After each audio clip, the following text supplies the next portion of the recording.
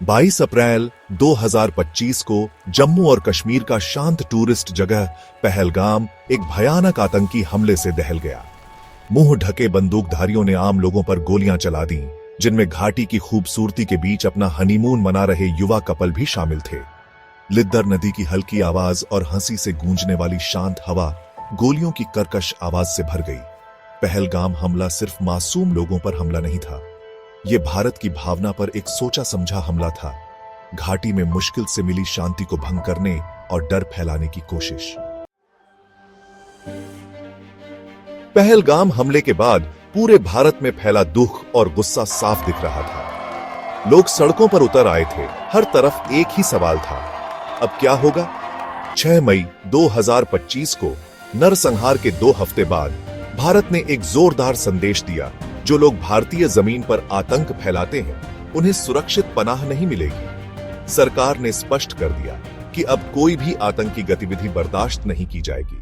सुबह होने से पहले इंडियन एयर फोर्स ने इंडियन आर्मी के साथ मिलकर एक बहुत ही सोची समझी योजना के तहत ऑपरेशन सिंदूर शुरू किया। इस ऑपरेशन की तैयारी कई दिनों से चल रही थी और हर कदम को बारीकी से प्लान किया गया था। 9 जगहों को जो आतंकवादी संगठनों से सीधे जुड़े होने के लिए चुनी गई थी, सर्जिकल स्ट्राइक की एक सीरीज में निशाना बनाया गया। इन हमलों का उद्देश्य आतंकवादियों के ठिकानों को पूरी तरह से नष्ट करना था।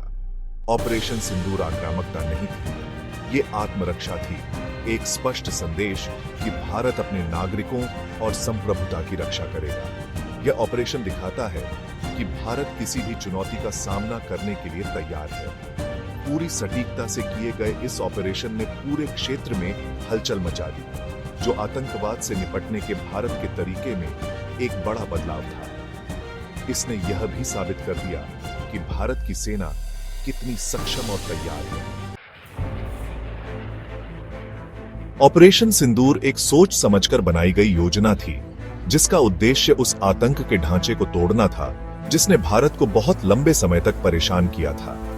पाकिस्तान और पाकिस्तान अधिकृत कश्मीर में फैले 9 निशाने जैश-ए-मोहम्मद और लश्कर-ए-तैयबा जैसे आतंकी संगठनों के मुख्य केंद्र थे। इन निशानों में ट्रेनिंग कैंप भी शामिल थे, जहां युवाओं को नफरत सिखाई जाती थी और हिंसा का प्रशिक्षण दिया जाता था। सेफ हाउस, जहां आतंकवादी अपने हमलों की योजना बनाते थे, उन्हें भी निशाना बनाया गया। ऑपरेशन सिंदूर सिर्फ बदला लेने के बारे में नहीं था, ये उस पूरे सिस्टम को खत्म करने के बारे में था जो आतंकवाद को बढ़ावा देता था। ऑपरेशन सिंदूर भारतीय सशस्त्र बलों की सर्जिकल सटीकता और रणनीतिक संयम की क्षमता का प्रमाण था। यह ऑपरेशन भारतीय सेना की ताकत और उनकी योजनाबद्धता को दर्शाता है, जो किसी भी चुनौती का सामना करने के लिए हमेशा तैयार रहते हैं।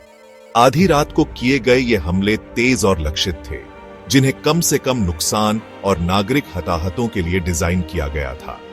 इस ऑपरेशन में भारतीय सेना ने अपनी कुशलता और तकनीकी क्षमता का प्रदर्शन किया। इंडियन एयर फोर्स ने अपने सबसे एडवांस फाइटर जेट्स, जिनमें ताकतवर राफेल भी शामिल थे, दुश्मन के हवाई क्षेत्र में घुसकर सटीक निशाना लगाया। इन जेट्स की ताकत और उनकी सटीकता ने ऑपरेशन की सफलता में महत्वपूर्ण भूमिका निभाई।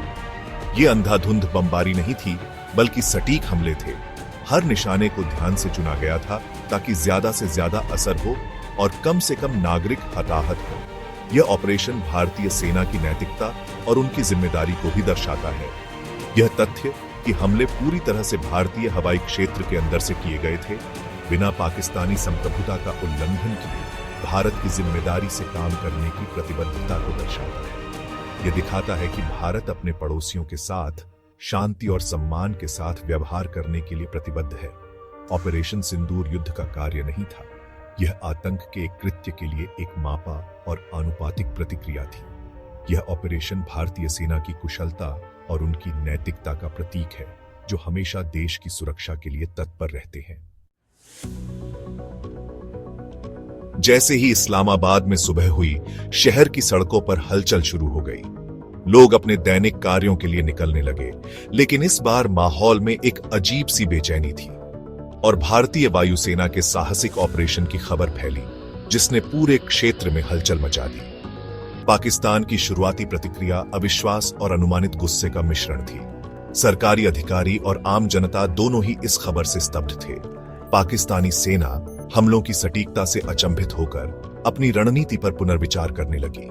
घटना को कम करके दिखाने के लिए जूझ रही थी और मीडिया के सामने बयान देने में व्यस्त थी और अपने पुराने इनकार और भ्रम के तरीकों का सहारा ले रही थी। हर बयान में एक नई कहानी गढ़ी जा रही थी। पाकिस्तानी प्रतिष्ठान के हर कोने से इनकार आया, हर एक पिछले वाले से ज्यादा जोरदार। यह एक संगठित प्रयास था, हर एक पिछले वाले से ज्यादा जोरदार। जब सबूत अकाट्य हो गए तो कहानी कम से कम नुकसान के दावों में बदल गई। इज्जत बचाने की कोशिश, यह एक नई रणनीति थी। पाकिस्तानी वायुसेना जो सो रही थी को तुरंत हाई अलर्ट पर रखा गया और उसके जेट विमानों को आसमान में भेजा गया। यह एक त्वरित प्रतिक्रिया थी। प्रतिशोध की धमकियां अस्पष्ट और अशुभ हवा की लहरों से भर गईं। ताकत की छवि पेश करने का एक बेताब प्रयास। यह एक ऐसा समय था जब हर कदम को सावधानी से उठाना पड़ रहा था। पाकिस्तानी प्रतिष्ठान के हर कोने से इनकार आया, हर एक पिछले वाले से ज्यादा जोरदार। ताकत की छवि पेश करने का एक बेताब प्रयास। यह एक ऐसा समय था जब हर कदम को सावधानी से उठाना पड़ रहा था। जबकि ऑपरेशन सिंदूर एक लक्षित सैन्य अभियान था, इसकी गूंज दूर दूर तक महसूस की गई, खासकर उत्तर भारत में। श्रीनगर, जम्मू और अमृतसर के आमतौर पर चहल पहल वाले हवाई अड्डे खामोश हो गए। उनके रनवे सुनसान हो गए क्योंकि उड़ानें रद्द कर दी गईं या उन्हें दूसरी जगह भेज दिया गया। एयरलाइंस ने यात्रा सलाह जारी की, सावधानी बरतने का आग्रह किया और उत्तर के कई शहरों में परिचालन को निलंबित कर दिया। आमतौर पर जीवंत पर्यटन उद्योग ठप हो गया, होटल खाली हो गए और आजीविका अनिश्चित हो गई। व्यवधान का आर्थिक प्रभाव, हालांकि राष्ट्रीय सुरक्षा के बाद दूसरा, निर्विवाद था। भारतीय सेना हमेशा सतर्क, हाई अलर्ट पर चली गई। सीमा पर अतिरिक्त सैनिकों को तैनात किया, किसी भी दुस्साहस को रोकने के लिए तैयार। अंतरराष्ट्रीय समुदाय ने चिंता और आशंका के मिश्रण के साथ घटनाओं को देखा। दो परमाणु सशस्त्र पड़ोसियों के बीच पूर्ण संघर्ष का भूत एक गंभीर विचार था।